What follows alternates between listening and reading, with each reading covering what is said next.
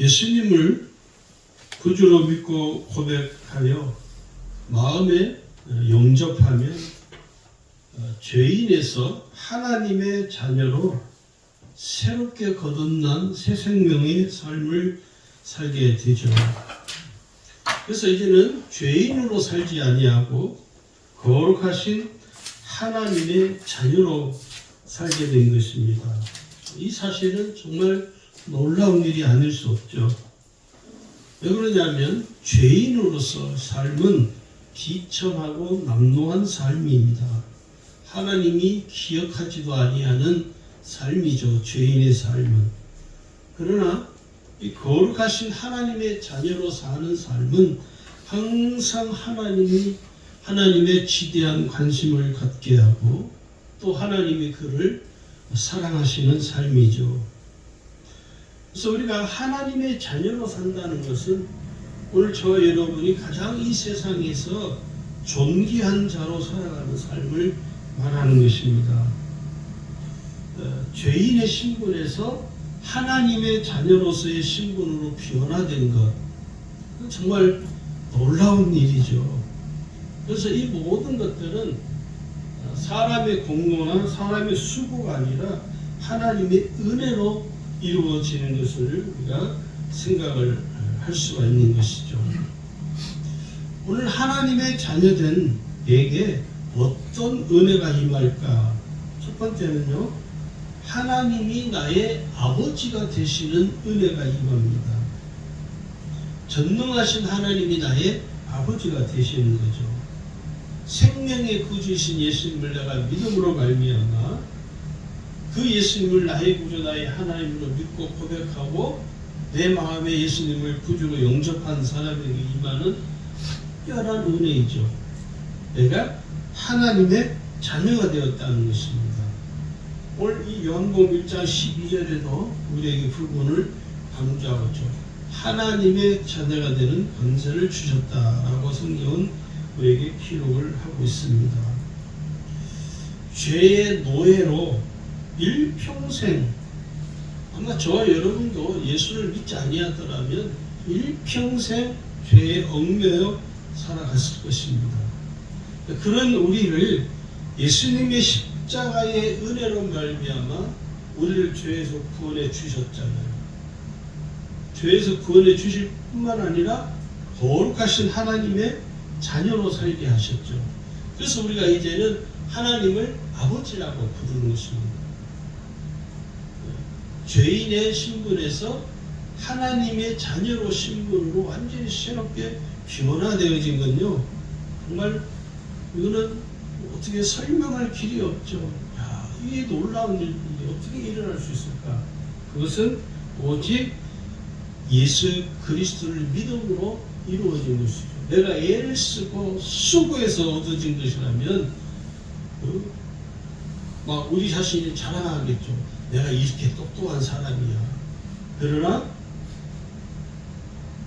하나님의 자녀로 새롭게 변화된 부분도 내가 자랑할 게 없어요. 내가 한 게 아니니까. 오직 예수 그리스도의 십자가의 은혜로 말미암아 이루어진 것이기 때문에 오늘 저와 여러분이 자랑할 것이 없습니다. 오직 뭐가 남냐면 감사할 게 밖에 없죠. 하나님의 은혜이구나. 로마서 18장 15절에 보니까 이렇게 기록합니다. 너희는 다시 무수하는 종의 영을 받지 아니하고 양자의 영을 받았으므로 우리가 아빠 아버지라고 부르짖느라. 우리는 양자의 영을 받았죠. 그래서 우리는 하나님을 아버지라고 부를 수 있게 된 것이죠. 두 번째는요, 어떤 은혜가 임하냐면 기도할 수 있는 은혜가 임합니다. 이 기도할 수 있는 은혜는 여러분 모든 사람에게 동일하게 적용되지 않습니다. 기도하는 은혜는요, 하나님의 자녀만이 경험할 수 있는 은혜이죠. 그래서 기도를 뭐라고 하냐면 영적 권세라고 말하는 것입니다. 하나님 아버지께서 그 자녀들에게 기도하는 영적 권세를 주신 것이죠. 오늘 우리에게 뭐라 합니까? 기도하라는 거예요. 예레미야 33장 3절에도 뭐랍니까? 너는 내게 부르짖어라. 기도할 수 있는 은혜를 우리에게 주신 것이죠. 그래서 우리는 항상 누구의 이름으로 기도하느냐면 예수의 이름으로 기도하는 것입니다. 무슨 일을 하든지 항상 어떤 일을 하기 전에 우리는 기도로 시작하죠. 또 우리가 어디를 가든지 항상 뭐합니까?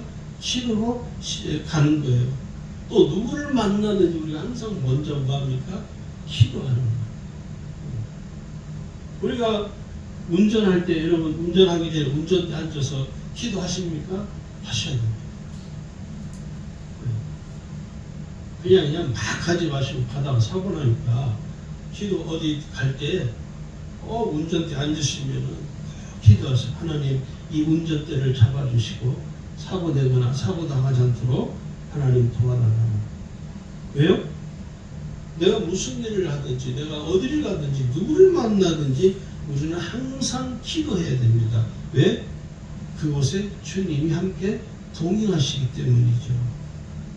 하나님의 자녀가 기도하지 않는다면 그건 이상한 거죠. 정상이 아니라는 말이죠. 우리가 기도할 때마다 기도 응답을 받는 것이잖아요. 기도 응답을 받는 아주 지극히 상식적인 것이기 때문에 주의 자녀들은 항상 무엇을 먼저 해야 되느냐?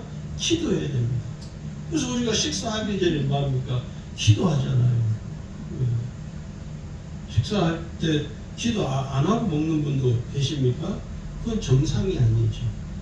내가 무엇을 하든지 항상 먼저 해야 될 게 뭡니까? 기도이죠. 왜? 나는 하나님의 자녀이고 하나님의 자녀인 나는 기도하는 것이 지극히 내게는 매우 정상적이고 상식적인 일이기 때문에 이 상식적이고 정상적인 것을 하지 않는다면 그는 비정상적이고 비상식적인 사람이죠.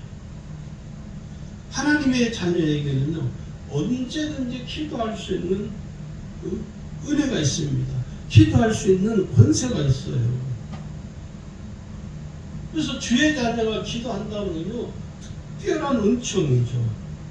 이 특별한 은총은 아무에게나 주어진 것이 아닙니다. 예수를 믿지 않는 불신자들에게는요 이 은총이 주어지질 않았어요. 요즘은 예수를 안 믿는 사람들도 타종교인들도 기도한다고 그래요. 옛날에는 기도한다는 말을 교회에서만 썼습니다. 실제로 타종교에서 기도한다는 말 거의 쓰지 않았습니다. 그런데 어느 순간부터 그들도 기도한다는 거예요. 그들이 말하는 기도와 우리가 하는 기도는 전혀 다릅니다. 여러분. 같다고 착각을 하시면 안 돼요. 어느 연예인들 대상 연말에 되면 연예인 대상을 연기자도 대상을 시상식하고 연예인들도 하고 그러잖아요. 그런데 언제부턴가 거기 나와서 발표를 할 때 자기가 상을 받은 것을 이야기할 때 어떤 분 같은 경우는 자기 어머니가 자기를 위해서 기도해서 이렇게 상을 받게 됐다. 그래서 기도한다고 그래서 저 사람이 크리스찬인가 보다 생각하고 찾아봤더니 크리스찬이 아니에요. 타종교예요. 그런데 크리스찬이 나와서 꼭 상을 받고 감사하다고 할 때는요 그 앞에 꼭 전제가 있습니다. 하나님 아버지께 감사합니다. 꼭 하나님 아버지께 감사한다는 말을 꼭 합니다. 그런데 하나님 아버지께 감사한다는 말을 쏙 빼버리고 우리 어머니가 나를 위해서 기도해 주셔서 감사합니다. 이런 사람들은요 크리스천이 아니에요. 여러분 쏘으면 안 돼요. 그러나 우리는 분명하잖아요. 하나님께서 내게 은혜 주셨습니다. 하나님께서 내게 기도할 수 있는 은혜를 주셨습니다. 그래서 우리는 감사하다고 고백할 수밖에 없는 것이죠. 그래서 이 기도한다는 건요 아무에게나 기도를 하라고 말하지 않습니다. 요한복음 16장 24절에 이렇게 주님이 말씀하셨습니다. 지금까지는 너희가 내 이름으로 아무것도 구하지 아니하였으나 구하라 그리하면 받으리니 너희 기쁨이 충만하리라. 여러분 이런 일이 있어요. 예수를 믿지 않는 사람이 삶 속에 큰 어려움을 당했어요. 그래서 자기가 들은 풍월이 있어가지고 하나님이라는 분이 계시니까 그분한테 한번 기도해봐. 그래서 이분이 그 삶 속 큰 어려움을 당하다 보니까 누군가는 에게는 자기의 어려운 형편을 이야기해야 돼요. 근데 마치 어떤 사람이 지나가는 말로 하나님한테 한번 기도 한번 해봐. 혹시 알아? 그래서 이분이 하나님께 기도를 하는 거예요. 하나님 누군지도 모르지만 막연하게 그냥 기도하는 거예요. 하나님 계시다면 내 이 억울한 사정을 좀 돌아봐 주시고 좀 해결해 달라고 기도를 간절하게 했어요. 여러분 그 불신자의 간절한 기도가 하나님께 응답되었을까요? 안 되었을까요? 응답이 됐을까요? 안 됐을까요? 궁금해요? 500원. 여러분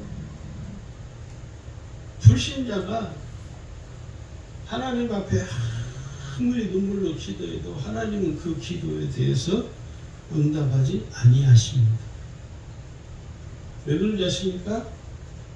그는 예수의 이름으로 구하지 아니합니다. 예수의 이름으로 그는 구하지 아니하고 그냥 하나님이 누군지도 모르면서 드는 풍물이 있어가지고 그래 하나님이 계시다면 내 이 억울한 사정을 좀 돌아봐 달라고 호소하듯이 자기의 막연하게 하나님 어떤 분인지도 명확하게 알지도 못하고 믿지도 못하면서 기도하는 것이죠. 그걸 우리는 뭐라고 성경이 이야기하느냐? 중언부언이라고. 예수의 이름으로 기도한다는 이 말은 예수님은 나의 구주 나의 하나님이십니다. 내 기도를 들으시는 분은 하나님이십니다라는 분명한 믿음을 가지고 우리는 기도하는 것이죠. 여러분 꼭 아셔야 됩니다.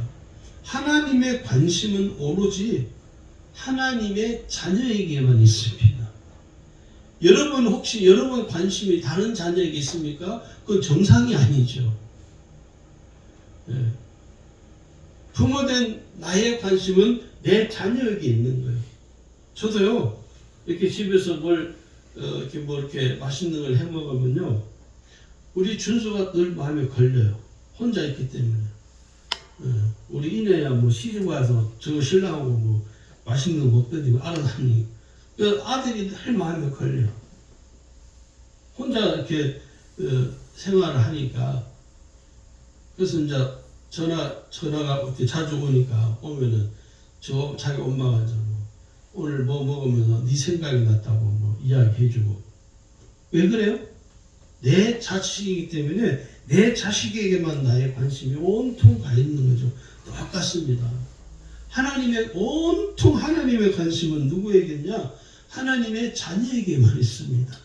하나님의 자녀가 아닌 사람에게는요, 하나님이 관심이 없으셔요. 그러니까, 불신자가 아무리 하나님께 기도한다 할지라도 하나님은 그 기도를 듣지 아니하십니다. 왜? 그에게 관심이 없으세요. 오로지 하나님의 관심은 하나님의 자녀 한 사람에게만 집중하고 있다는 사실을 갖고 기억해야 됩니다. 그래서 오늘 우리가 예수 이름으로 기도할 때 꼭 여러분 이 마음을 가지고 기도하셔야 돼요. 하나님은 나에게만 관심을 갖고 계십니다. 그래서 내가 하나님께 기도할 그 순간 하나님은 귀를 쫑긋이 세우시고 내 기도를 들으시는 거예요. 할렐루야. 그리고 그 하나님은 내 기도를 들으시고 내게 응답해 주시는 것입니다. 그러니 하나님의 자녀로 산다는 건요, 이 기쁨이 우리에게 있는 거예요. 내가 기도하면 내 기도에 하나님은 관심을 보이시고 내 기도에 하나님이 응답해 주시는 것이죠. 그러니까 감사하지 아니할 수가 없는 것이죠. 생각할 때마다 얼마나 이 일이 내 기도를 들으시는 하나님, 내 기도에 아주 치대한 관심을 가지고 잘 들으셔서 내가 원하는 것을 응답해 주시는, 이게 얼마나 감사해요. 이게 은혜라는 것이죠. 예수의 이름으로. 그래서 우리가 언제든 우리가 기도할 때마다 누구의 이름으로 합니까? 예수 이름으로 하는 거예요. 그래서 내 기도를 들으시고 내 기도에 응답해 주시는 그 하나님을 생각하면 우리는 이렇게 고백할 수 있어요. 아, 하나님은 참 좋으신 하나님이시구나. 그냥 좋으신 하나님이 아니라 참 좋으신 하나님이시구나 라는 생각을 가질 수밖에 없는 거예요. 왜? 모든 것이 하나님의 은혜잖아요. 야, 이건 하나님의 은혜라고 말할 수밖에 없구나. 왜? 내 기도를 들으시고 내 기도에 응답해 주시고 오직 나에게만 관심을 쏟고 계시기 때문에 그건 뭐 감사하지 아니할 수밖에 없다는 것이죠. 그 다음에 세 번째는요, 어떤 은혜가 임하냐면 하나님의 자녀된 권세로 살아가는 은혜가 임합니다. 오늘 우리가 읽은 본문에 이기도 하죠. 하나님의 자녀가 되는 권세를 주셨다라고 성경 우리에게 말합니다. 이 권세는요, 세상에서 줄 수 없는 겁니다. 네. 세상에서 이 권세를 주는 이가 없습니다. 오직 예수 그리스도를 통하여 예수 그리스도를 믿은 사람에게만 하나님이 주시는 은혜이죠. 로마서 8장 15절에 또 그렇죠. 아까 앞에도 한번 읽었었는데, 너희는 다시 무수하는 종의 영을 받지 아니하고 양자의 영을 받았으므로 우리가 아빠 아버지라고 부르짖는 하나님의 자녀된 권세, 영접하는 자, 그 이를 믿는 자들에게는 하나님의 자녀가 되는 권세를 주셨다라고 오늘 본문은 우리에게 말씀하고 있습니다. 그러니까 오늘 저와 여러분이 어떤 권세를 가지고 있습니까? 하나님의 자녀된 권세를 가지고 있어요. 그러니까 이 권세는 그냥 아무런 세상 권력을 가진 것보다도 훨씬 더 강합니다. 여러분, 이 세상에서 가장 큰 권세가 권력이 뭔지 아시죠? 대통령의 권력입니다. 대통령이라는 권력은 어마무시하죠. 누가 감히 대통령 앞에 고개를 빳빳이 세우고 말할 수 있습니까? 권력자 앞에. 근데요, 그 대통령의 권력보다 더 강력한 권력이 뭡니까? 하나님의 자녀된 권세입니다. 별로 뭐 안 믿으시는 분인데, 하나님의 자녀된 권세는요, 이 세상에서 가지고 있는 권세와는요, 비교가 안 됩니다. 그 다음에 네 번째는요, 어떤 은혜가 임하냐면 하나님의 돌보심을 받는 은혜가 임합니다. 내가 하나님의 자녀로 살아간다는 말은 매우 특별하고 존귀한 삶이죠. 여러분, 하나님의 자녀로 살아가는 삶이 일반적입니까? 아니요. 스페셜합니다. 스페셜. 일반적인 삶이 결코 아닙니다. 왜냐? 아버지신 그 하나님이 나를 돌보시거든요. 내가 어디를 가든지 항상 나와 함께 하시고, 내가 누구를 만나든지 항상 나와 함께 하시고, 내가 무슨 일을 하든지 항상 하나님이 나와 함께 하세요. 심지어 여러분 아셔야 됩니다. 내가 죄를 짓는 그 자리에 있을지라도 하나님이 그 자리에 나와 함께 하십니다. 그래서 우리가 죄를 쉽게 범할 수가 없는 거예요. 이게 가장 상식적인 삶이죠. 어린아이에게 가장 두려운 게 뭔지 아십니까? 부모의 돌봄을 받지 못한다는 게 가장 두려운 거예요. 어느 날 어린아이가 너무 평상시에 가고 싶었던 놀이공원을 이제 부모님한테 가게 된 거예요. 그러니 아이가 얼마나 기분이 좋겠습니까? 저희 시절 때는 놀이공원 갈 생각도 못하던 시절이기 때문에, 지금이야 뭐 놀이공원에 아이들이 가지만, 그래서 이 아이가 놀이공원에 가서 신나게 노는 거예요. 부모님한테. 신나게 너무 정신이 팔려 놀다 보면 이 아이가 길을 잃어버렸어. 부모님을 잃어버리는 거예요. 그 순간 이 아이에게 뭐가 엄습합니까? 무서움, 두려움. 그러니까 이 아이가 그 자리에서 막 계속 통곡을 하는 거예요. 왜? 부모를 잃어버려. 부모의 돌봄을 받을 수 없는 지경에 이르니까 이 아이가 그만 이성을 잃어버린 거예요. 여러분, 우리가 그렇거든요. 하나님 아버지의 돌봄을 받는데 하나님 아버지의 돌봄을 받지 못한다면 우리의 삶은요 무섭습니다. 두렵게 되는 것이죠. 죄인은 하나님으로부터 돌보심을 받지 못합니다. 불신자들은 하나님 아버지의 돌보심을 받을 수가 없어요. 왜? 그들은 하나님과 아무 관계가 없어요. 자녀가 아니기 때문에. 그런데 오늘 하나님의 자녀가 된 저와 여러분은 누구의 돌봄을 받습니까? 아버지신 하나님이 나를 돌보시니. 그래서 우리는 두려움이 없는 거예요.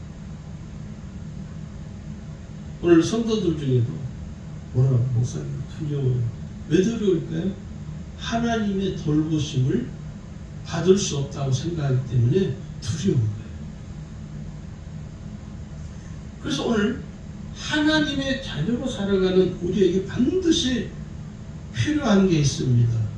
내가 하나님의 자녀로 살아가는 데 있어서 꼭 필요한 게 있어요. 그게 뭐냐? 회개라는 것입니다. 회개는 뭡니까?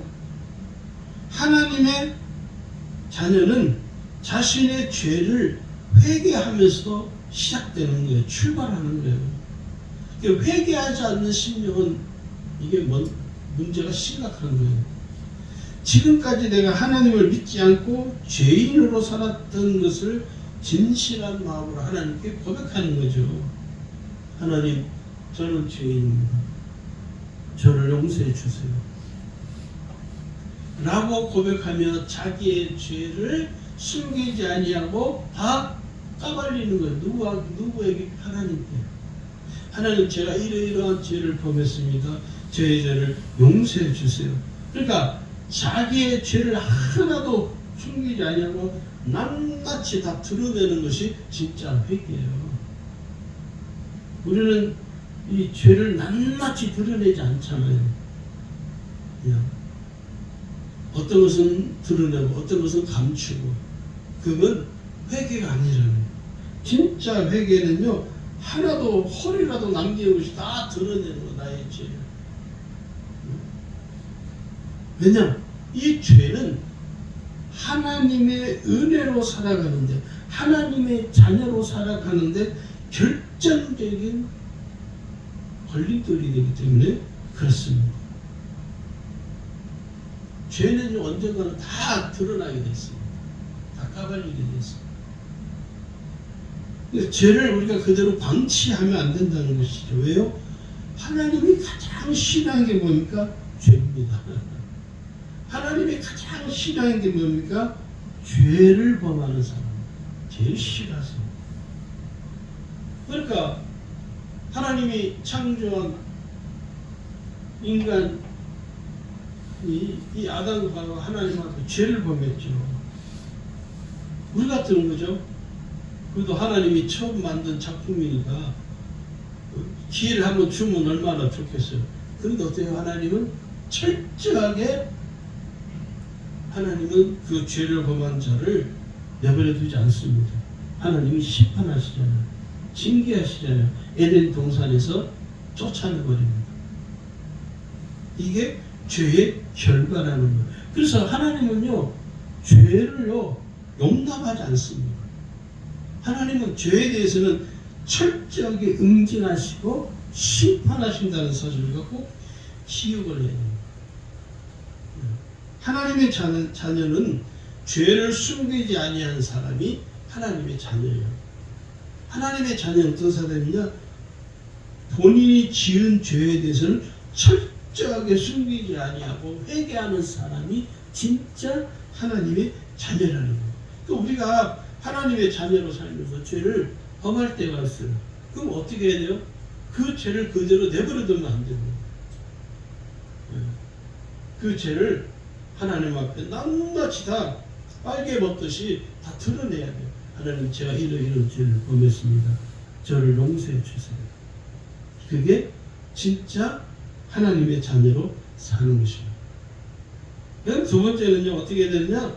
예수님을 구주로 믿고 고백함으로 마음에 영접해야 됩니다.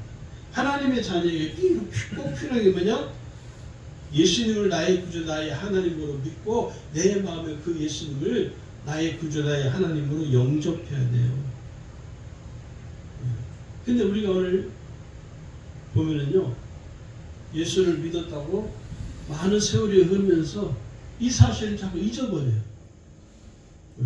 예수님은 나의 구주, 나의 하나님이시야. 예수님은 나의 구주, 나의 하나님이십니다. 그 예수님은 내 심령 속에 계십니다. 나는 그 예수님을 나의 구주, 나의 하나님으로 내 마음에 이미 영접했습니다. 여러분, 계속 확인해야 돼요. 왜요? 우리가 그것을 확인하지 않으면요, 잊어버리거든요.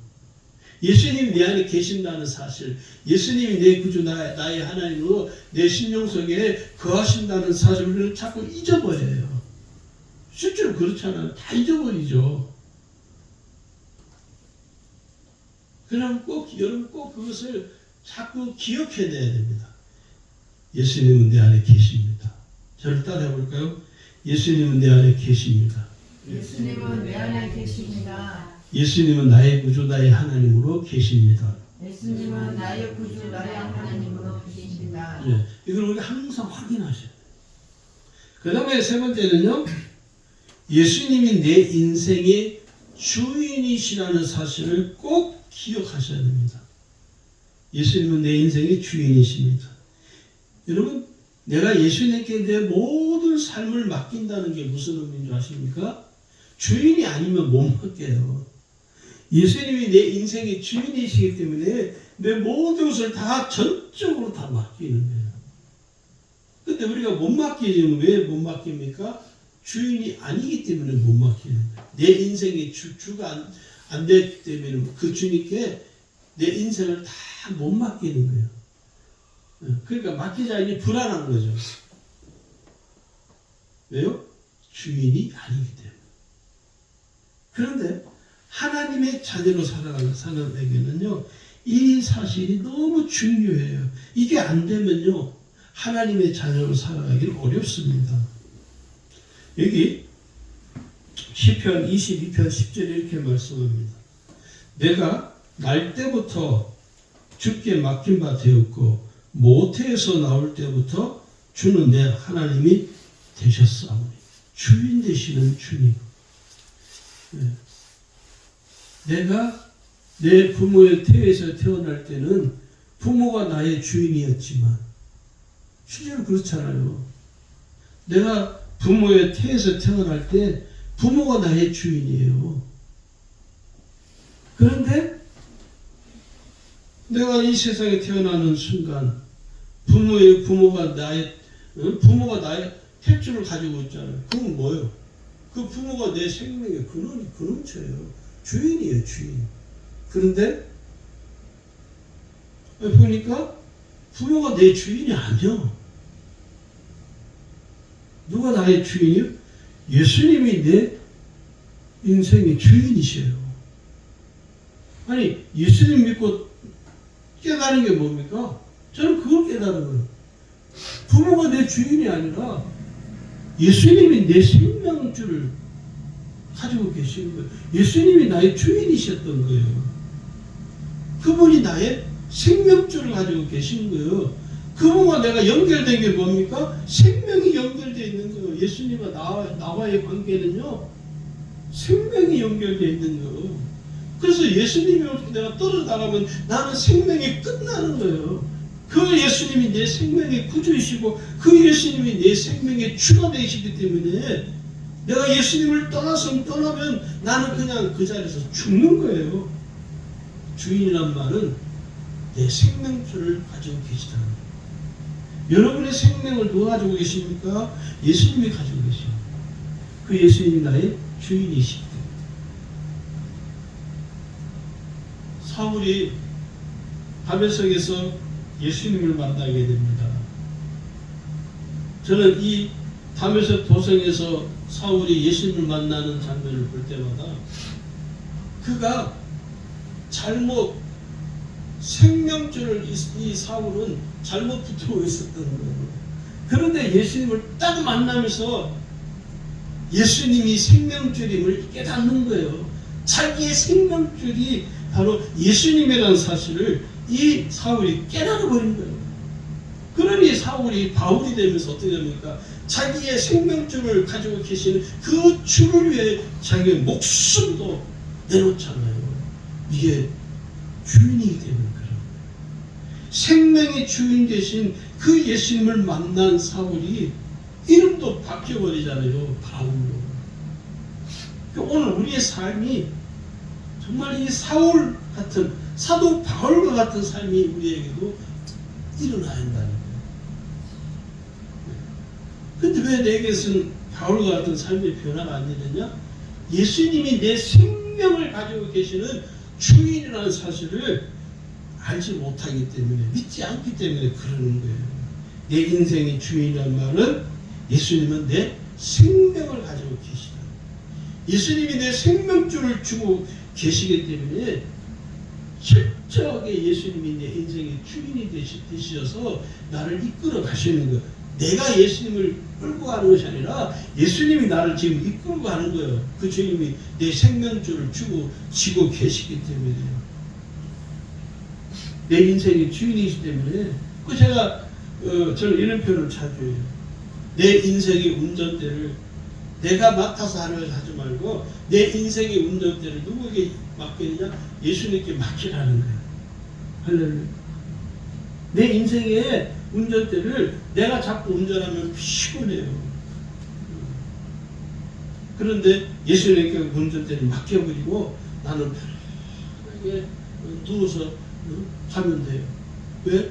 내 생명줄을 가지고 계시는 그분이 대신 운전해 가시니까. 얼마나 편합니까? 주인이 되시면, 예수님이 내 인생의 주가 되시면요, 우리는 불안할 게 없어요. 두려울 게 없어요. 못할 게 없어요. 왜요? 내 생명의 구주이신 예수님, 내 인생의 주인이신 그분이 다 해결해 주십니다. 할렐루야. 응? 여러분, 우리가 왜 염려합니까? 내가 다 알려니까요. 왜 우리가 걱정합니까? 내가 다 알려고 그러니까. 왜 우리 속에 근심이 자꾸 떠나지 않죠? 내가 알려니까. 그런데 내 생명의 주인 되신 예수님, 내 인생의 주인 되신 그분을 내가 온전히 믿고 의지하면요, 그 주님이 다 알아서 해줘요. 다 해결하나씩 하나씩. 그러니까 염려도 생기지 않냐고, 걱정도 따라가게 되고, 근심도 사라지는 거예요. 왜요? 예수님이 내 인생의 주인이신 내가 온전히 믿으면 그 주님이 하시는 거예요. 주님이 다 해결해 주시고, 주님이 다 서포트 해주시고, 주님이 다 알아서 해주시고.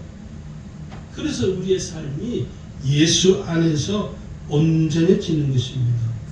오늘 한 주간 동안 여러분, 하나님 자녀답게 저와 여러분이 살아갈 수 있기를 주의 이름으로 축원합니다.